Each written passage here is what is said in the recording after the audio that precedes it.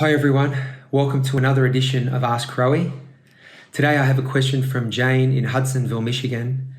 Now Jane has just signed on to do her first Ironman next year in September, so good luck with that, Jane. Jane's question basically is asking whether it's important that you use solids or liquids to get your calories and electrolytes in for your nutrition during a race.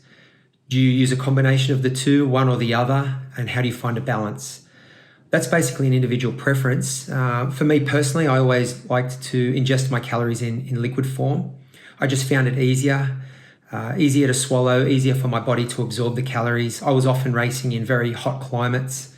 My mouth was always dry. I just found it really difficult to chew and ingest solids. So I predominantly relied on liquid-based nutrition.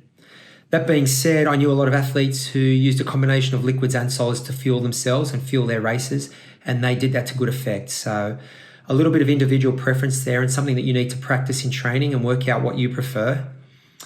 The other element of nutrition is it is very individualized. We all have very specific requirements across the volume of fluid that we need to take per hour, the concentration of electrolytes that we need to take per hour, and also the amount of carbohydrates or calories, so the fuel that we need to ingest per hour to sustain our effort at race pace. So the best way to find out your specific individual requirements is to take a sweat test, and those are readily available.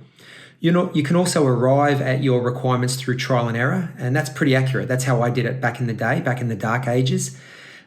You can try out different strategies in training in different amounts and tweak the amounts based on your requirements. So you can quite accurately dial in your requirements that way.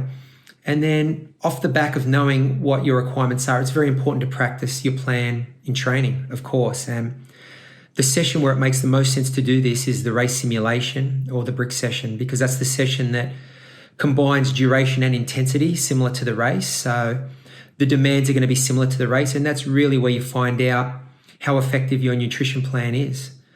So I hope that answers your question, Jane. Good luck with your Ironman preparation next year.